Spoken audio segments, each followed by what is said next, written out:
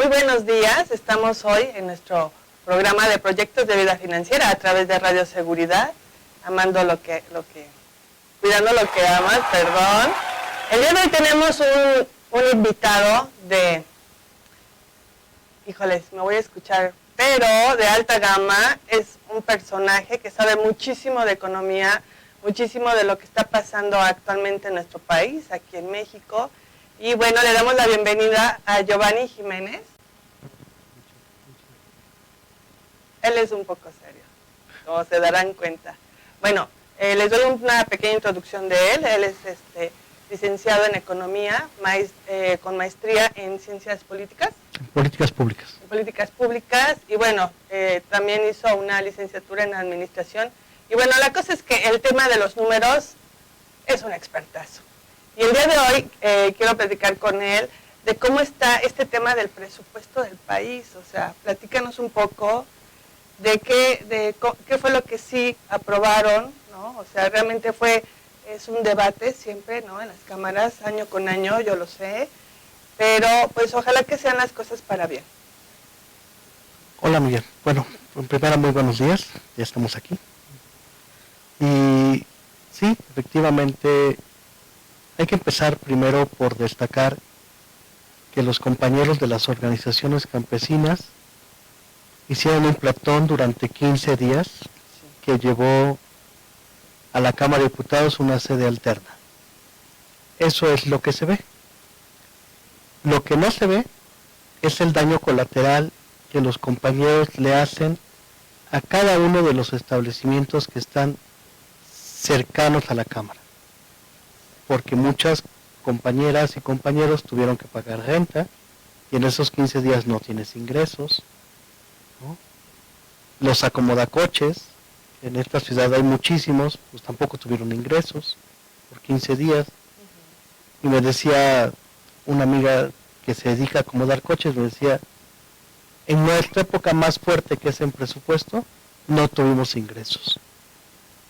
Y de eso se trata el presupuesto de egresos de la Federación. La Cámara de Diputados y la Cámara de Senadores, de acuerdo al artículo 75 constitucional, establecen los ingresos, que es como los ingresos del acomodacoches. ¿Cuántos coches tengo? Y a partir de eso, yo sé los gastos que puedo tener. En diciembre, la gente que se decide acomodar los coches tiene muchos ingresos. El Buen Fin tiene muy buenos ingresos. Entonces, todos estos ingresos se van sumando a los ingresos del país, no los acomodacoches. Porque ellos viven en una ilegalidad, aunque todos consumimos, ¿no? O sea, si bien no pagan un ISR, sí pagan un impuesto. Entonces, la Cámara de Diputados y la Cámara de Senadores deciden cuáles van a ser los ingresos para el año fiscal siguiente, que es el año 2020. Sin embargo, es facultad exclusiva, de acuerdo al artículo 74 constitucional, fracción sexta, de que la Cámara de Diputados tiene facultad exclusiva sobre cómo se gasta el dinero. Nada más la Cámara de Diputados. Nada más la Cámara de Diputados. Aquí es importante el resaltar el cómo. Sí, claro. Porque todo el mundo va y dice, es que no me dieron dinero. Pero no hay una exigencia por parte de todos los mexicanos acerca de cómo se gasta el dinero. Hay una exigencia en los montos, pero la Cámara de Diputados también es la encargada de la vigilancia de esos recursos, que son recursos que nosotros aportamos a través del impuesto sobre la renta, a través del IVA, ¿no? Como personas a nivel micro, y a nivel macro son todos los derechos, aprovechamientos que tiene el Estado. Por ejemplo, los aprovechamientos que vienen derivados del petróleo, ¿no? Del gas, del carbón, que se hacen a través de Pemex y CFE, de otros servicios que tiene el Estado, por ejemplo el cobro de los museos. Entonces todo este tipo de ingresos, el Estado dice cómo se van a gastar, ¿no? O sea, sumamos ingresos tributarios, que son los micros, ingresos no tributarios, que son los de nivel macro, los juntamos y decimos, esta es la ley de ingresos y sobre esta ley, estos son los montos que se van a disponer a cada una de las funciones que tiene que ver con el Estado. Entonces, esas funciones se distribuyen en las distintas secretarías. Dices, esta secretaría le va a tocar tanto dinero, esta le va a tocar tanto dinero, esta le va a tocar tanto dinero. El presupuesto de la Cuarta Transformación es un presupuesto diferente a cómo se venía trabajando. Regresamos con el asunto de los compañeros campesinos. Los compañeros que decidieron en su derecho manifestarse y no permitir el acceso a la discusión del presupuesto, que por ley, también marcado en la Constitución, se tenía que haber votado el día 15 de noviembre, no se permite el acceso, no se viola la Constitución porque la sesión previa a la discusión no se clausuró. Entonces eso es bien importante. Okay. Beatriz Paredes nos enseñó una cosa que se llama el reloj legislativo. Okay. Entonces, mientras el reloj no se pare, continúa esa sesión. Entonces, ¿se votó en tiempo y forma? Sí.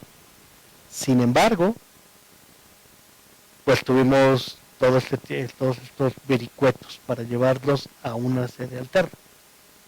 Entonces, vamos a ver el caso de ellos. Dicen, este es un ingreso, este es un presupuesto en funciones.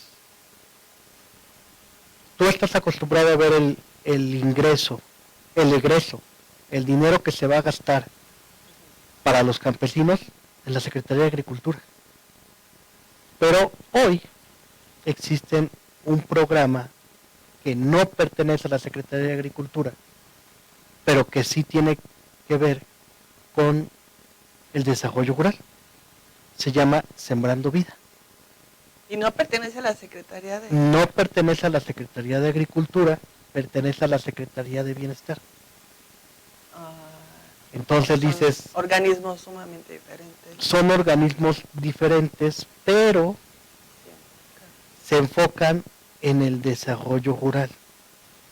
El desarrollo rural de Sembrando Vida tiene que ver con un tema de asistencia a aquellas personas que no tienen el capital para desarrollar productivamente el sector rural. Del otro lado, tenemos recursos para el desarrollo rural, pero estás dejando una capa desprotegida a los que no tienen tierra. Claro. Hace unos días fue el Día Internacional de la Violencia contra la Mujer. En el sector rural es donde hay un tipo de violencia que se llama violencia patrimonial. Las mujeres no tienen derecho a los derechos de propiedad de la tierra ni de las parcelas. ¿En serio? Ahorita, pleno siglo XXI en México. Sí, pero el papá dice, esta es vieja, se va a casar, sí, entonces no le puedo dar la tierra porque se la va a dar al marido y no sabemos si el marido después qué va a hacer. Usos y costumbres mexicanos. Y bien chafas, ¿no? Pero siguen existiendo, es lo doloroso. Pues sí. Entonces, ¿qué haces? Sembrando vida. Le das a las personas la posibilidad de ir a reforestar esas zonas que por X o Y razón se deforestaron. El año pasado tuvimos una quemazón en Veracruz. ¿Y cómo reforestas? A través de Sembrando Vida, ¿no? Porque ya hay el daño ambiental.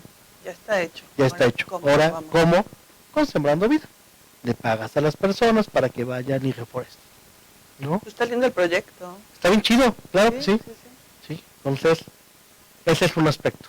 Otro aspecto que es importante rescatar es un programa que se llama Jóvenes Construyendo el Futuro. Sí. O sea, a ver, en este país existe muy poca movilidad social.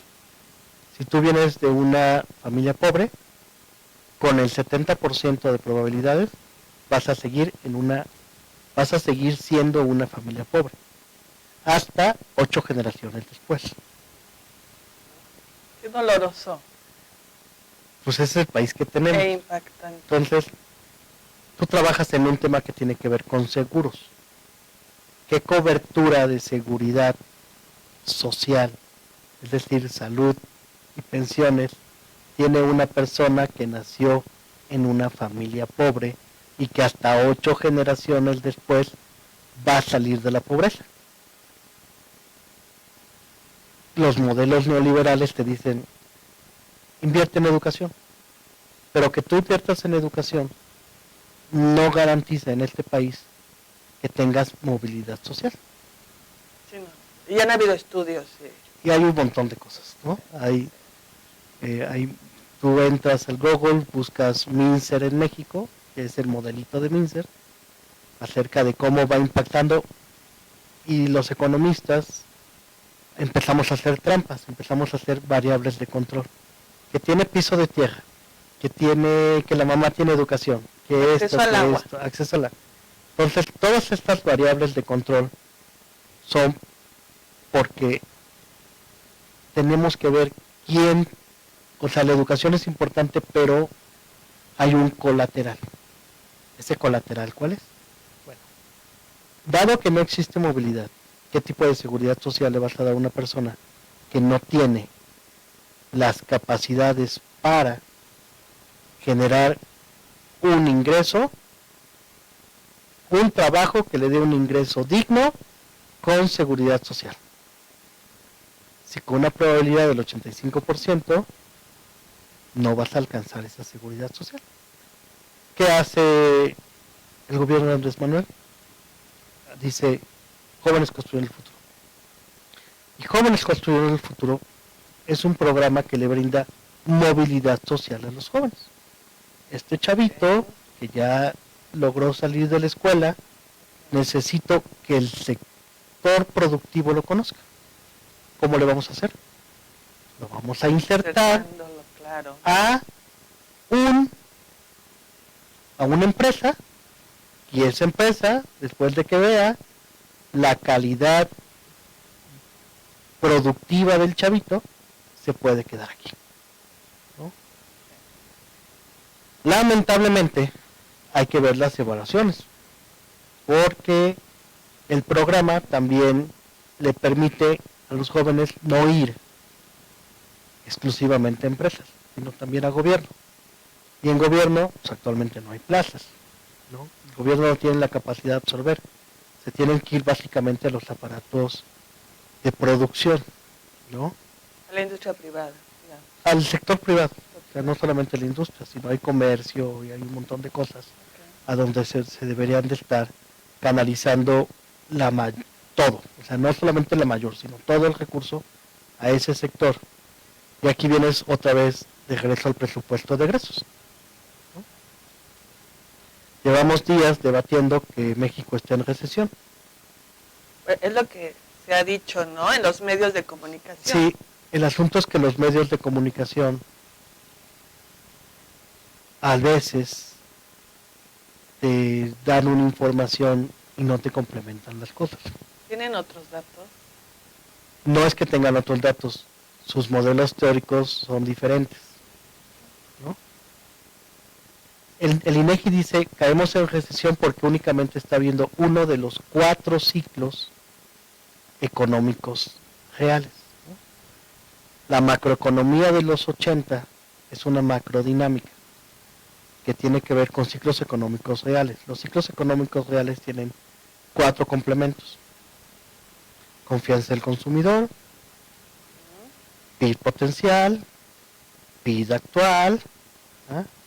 y las expectativas de los empresarios, que está muy pegado con el PIB potencial. Si nosotros encauzamos, le damos certeza a los empresarios, como se hizo el día de ayer, diciendo, estos son los proyectos que ya se pueden empezar a trabajar desde el día de hoy. Dice, bueno, son bien poquitos, pero ya hay proyectos. Por lo menos hay. Por lo menos. Entonces, si tú vinculas jóvenes con estas empresas, dices, a ver, estos chavos están capacitados en universidades públicas, ¿no? Vienen de familias con bajos recursos, pero ellos se esforzaron, denles la posibilidad de trabajar en estas empresas que el día de hoy pueden empezar a hacer proyectos de inversión productiva que aumente el país. Entonces estás teniendo un efecto contracíclico en todos los sentidos.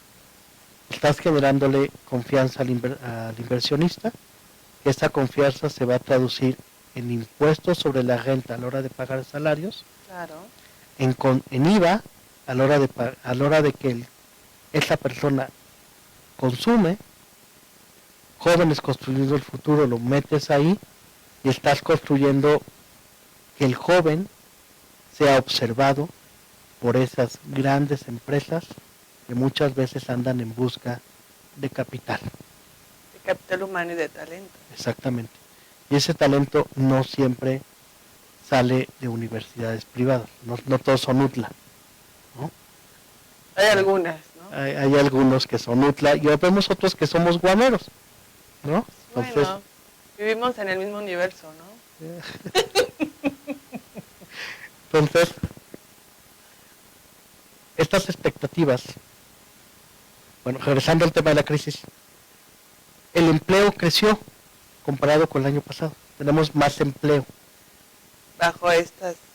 Sí, bajo esta óptica de ciclos económicos reales, no cae el empleo y tampoco cayó la confianza del consumidor.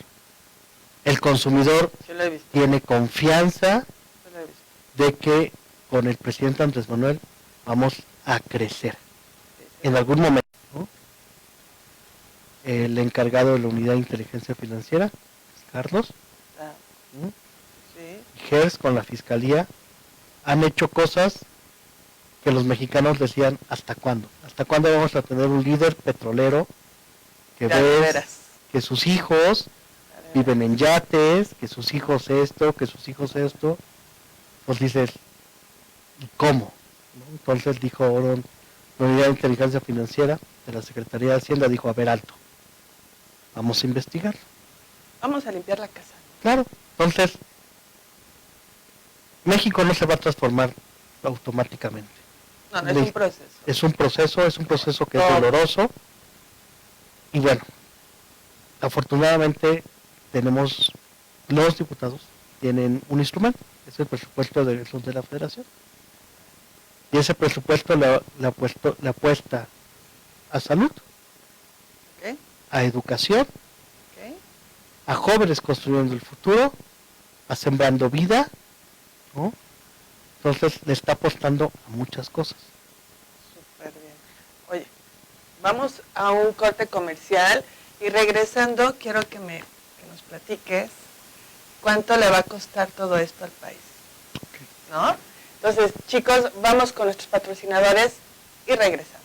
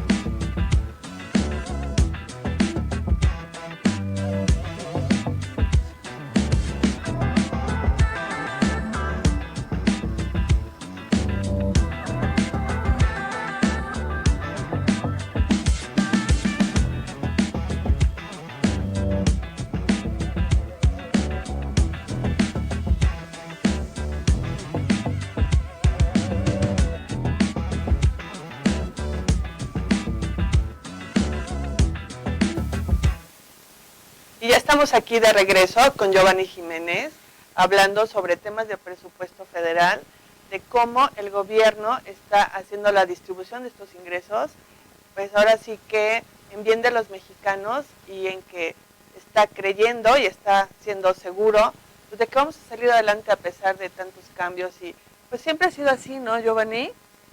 O sea, México siempre ha tenido altas y bajas y finalmente seguimos. O sea, tan es así que tú y yo estamos aquí, ¿no? Los profesionistas que también nos tocaron nuestras huelgas en sus momentos, ¿no?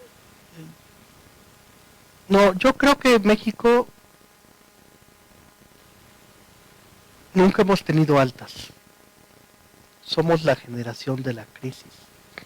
¿Nosotros? Sí, claro. O sea,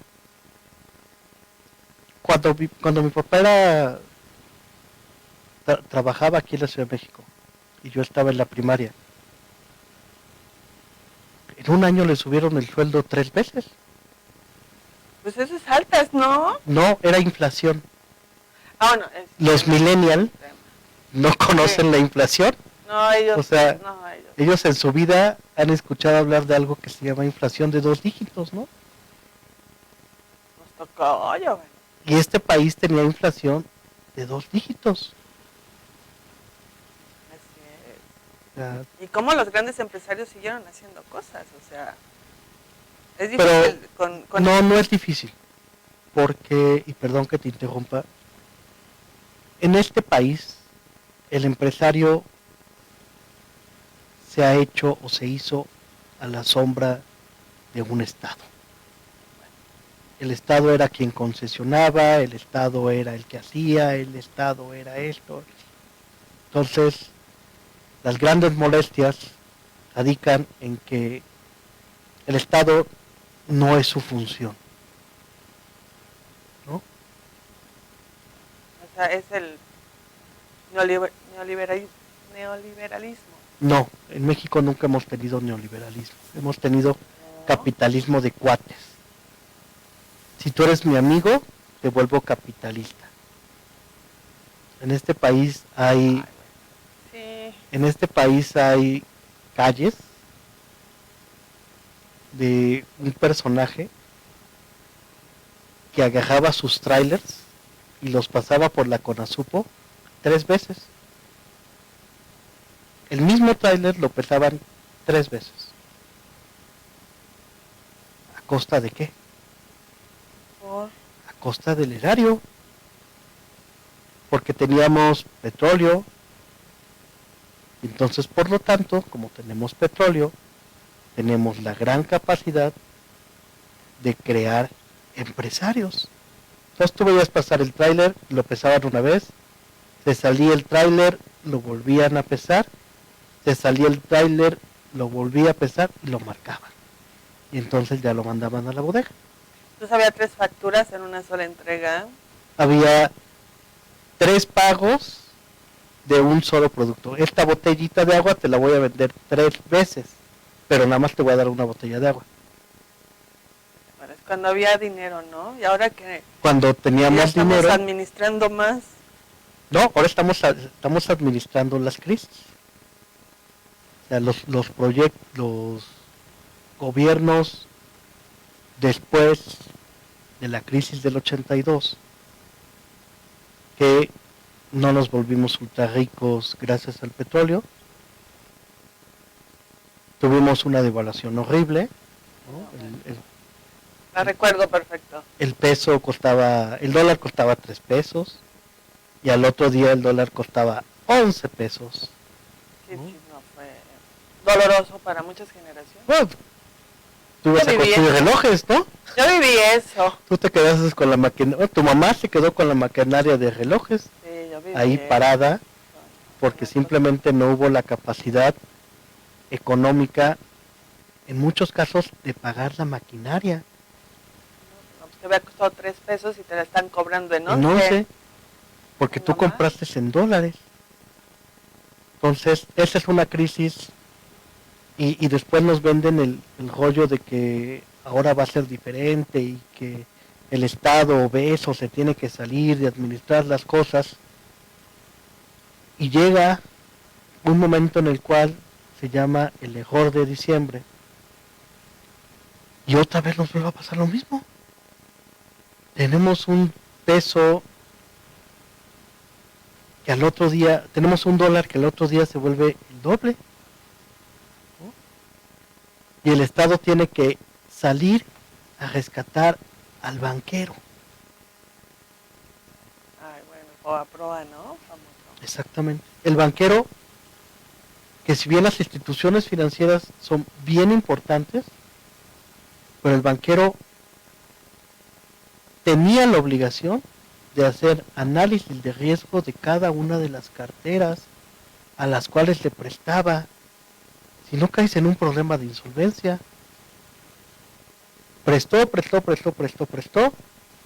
y cuando no pudo recuperar, dijo, Estado, somos lo suficientemente grandes como para no caer. ¿Qué es lo que hace Obama en Estados Unidos con los crisis subprime? Cuando ve que todos llegan en aviones privados, los directores llegan en aviones privados, dice, yo no voy a rescatar a estos. O sea, ¿qué necesidad tengo de rescatarlos a ellos versus rescatar a la gente que hoy está siendo despojada de la vivienda? En España recordarán cómo la gente se atrincheraba en sus departamentos y hubo algunos días que la gente se aventaba de sus departamentos porque no podía pagar. Tú revisa el país de esa época y había gente que se aventaba. Entonces, no, Miriam. Pero en crisis. No, estamos en una crisis.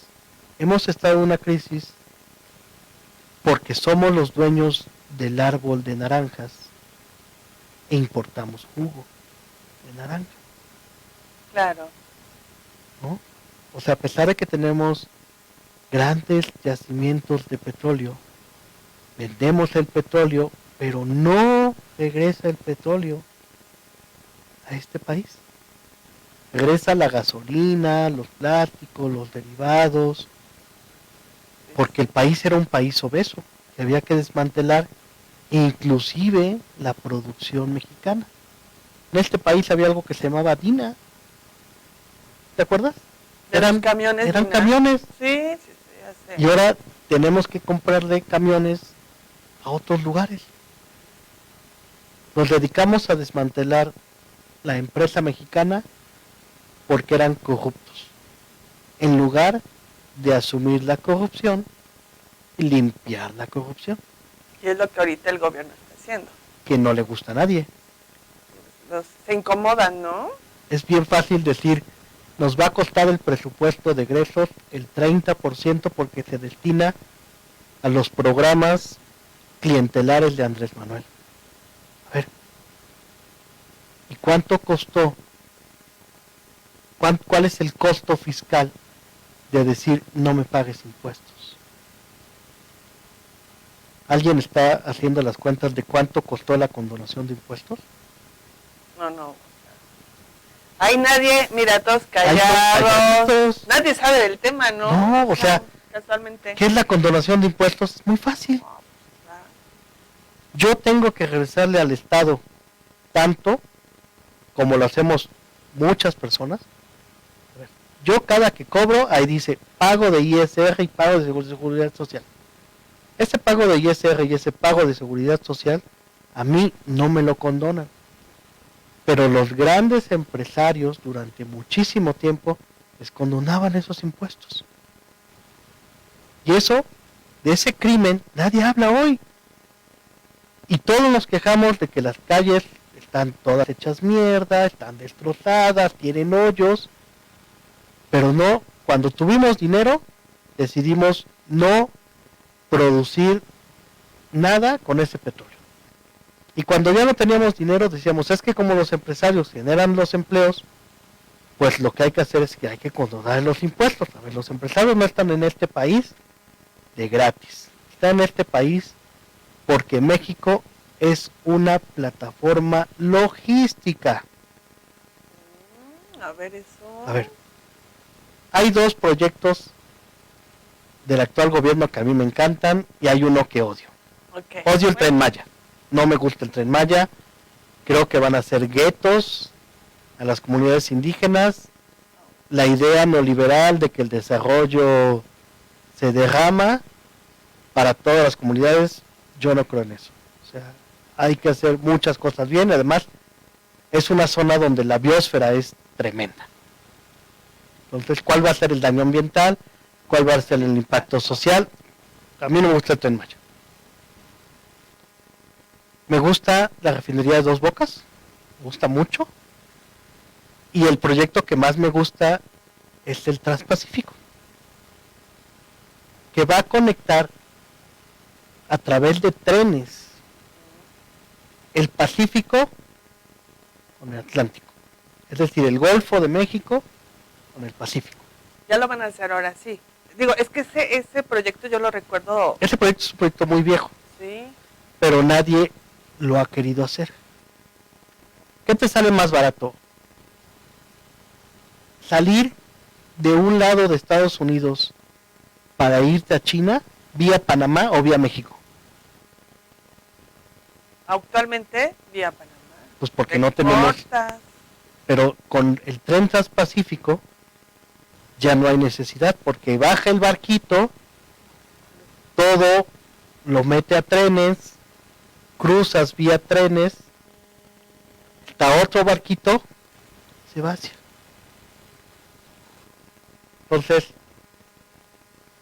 ¿por qué las armadoras están en México? Bueno, es un tema de mano de obra barata. Pero además de que es un tema de mano de obra barata, es un tema de mano de obra ya calificada. La primera vez que tú hiciste este programa, te costó un chingo de trabajo. Okay. El día de hoy ya tienes las tablas para que no te cueste tanto trabajo. Bueno, la práctica. La práctica en los modelos de crecimiento se llama Learning by Doing, ¿no? Aprender haciendo. La curva de aprendizaje. En el caso de las empresas se llama Learning by Investment, aprender vía la inversión. Aprendemos en dónde se debe de invertir, ¿no?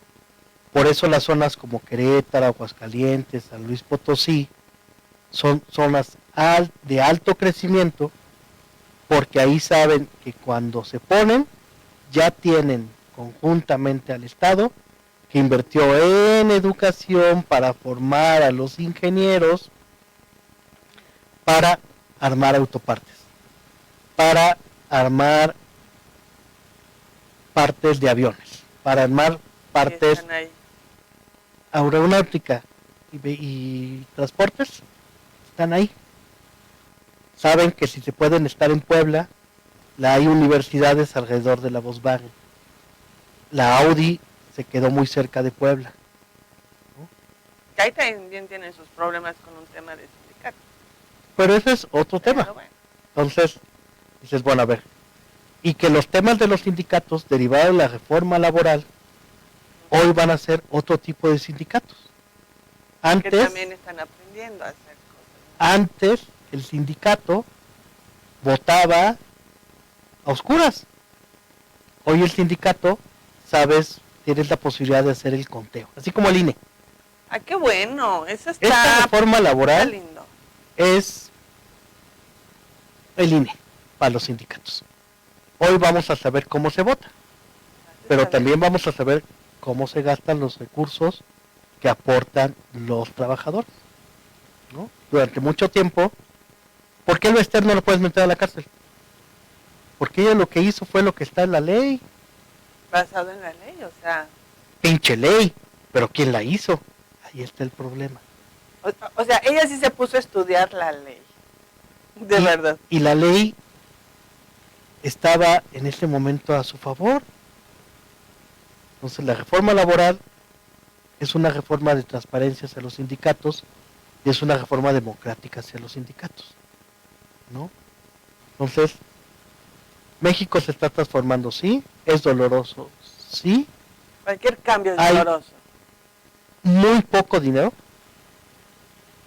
porque lo que se busca es transformar la forma en que hoy obtenemos los ingresos. Ya basta de tener el árbol e importar jugo de naranja. No hay necesidad. Muchos de los que están en contra de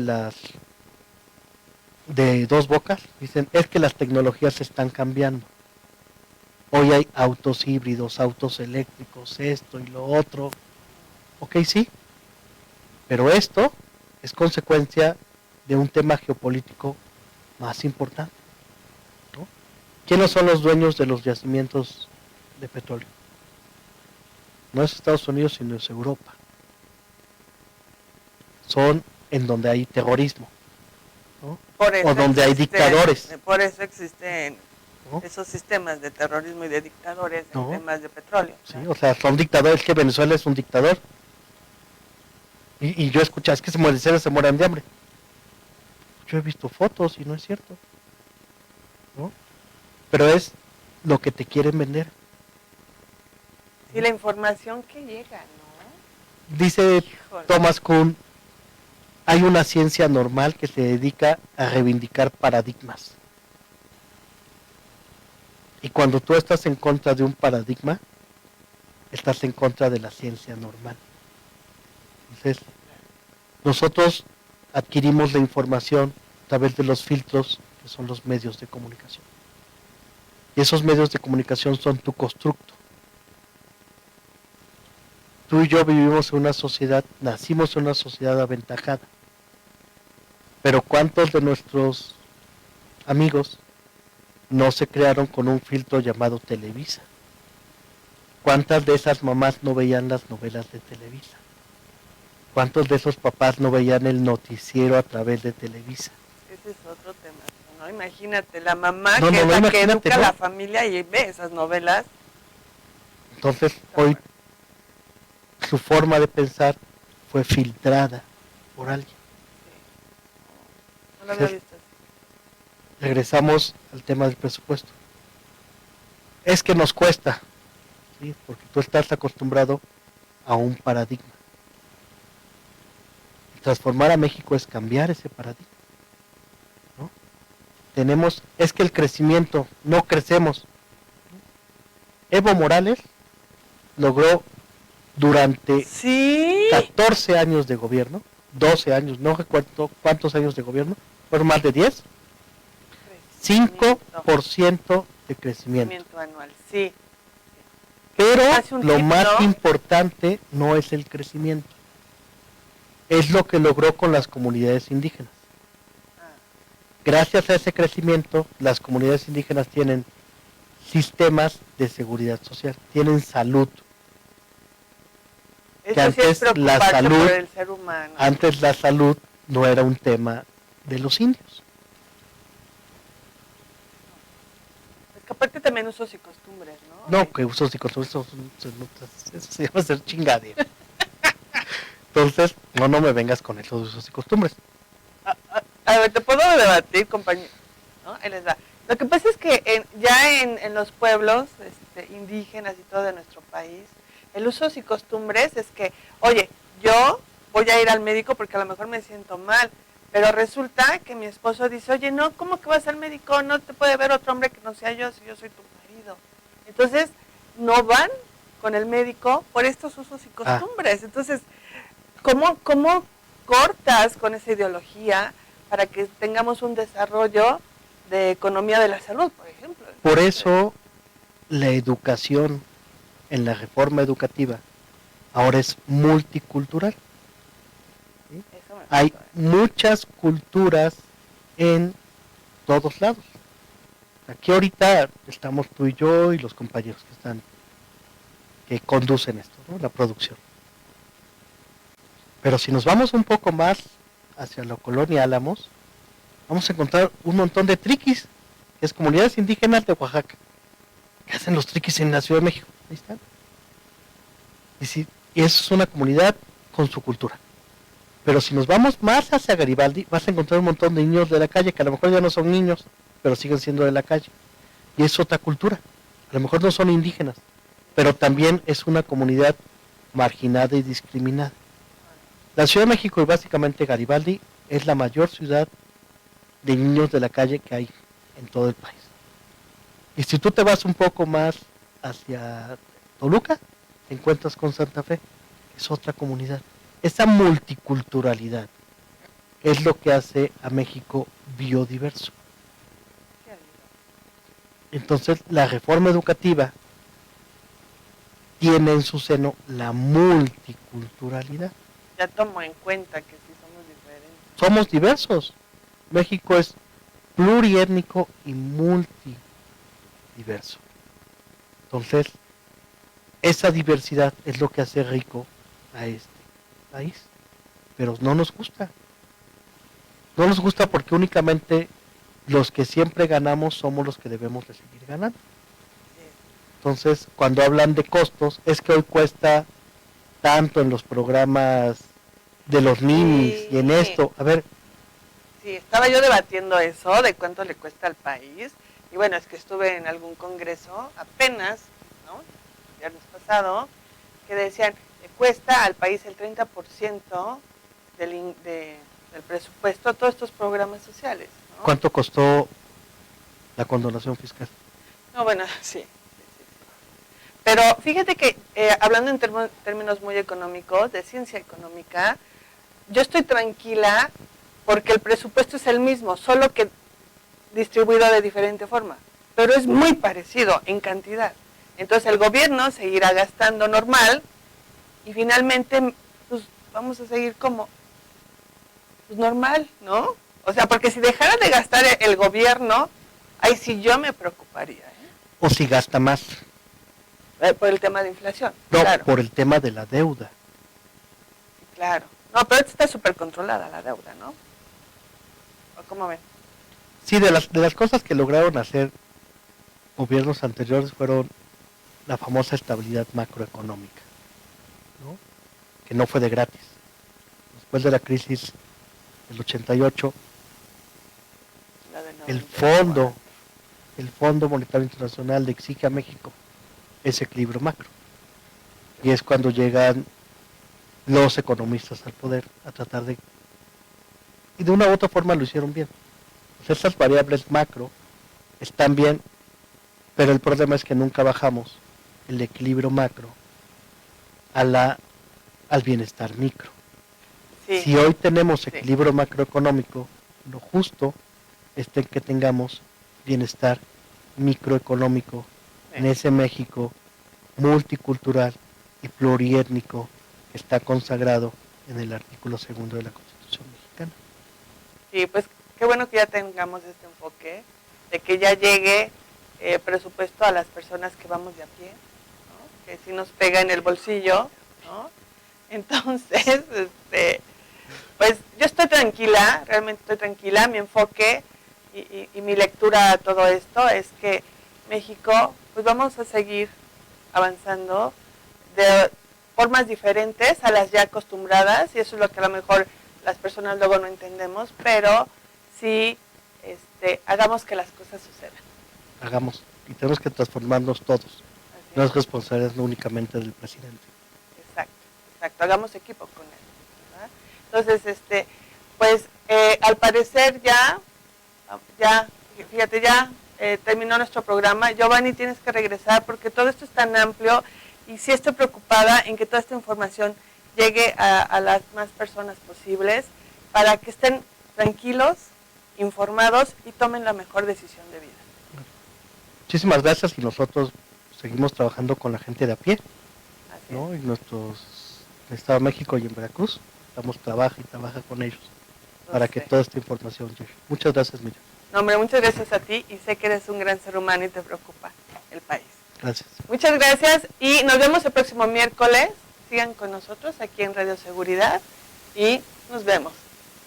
Si es seguridad, aquí lo puedes encontrar. Escúchanos, Radio Seguridad, cuidando lo que amas.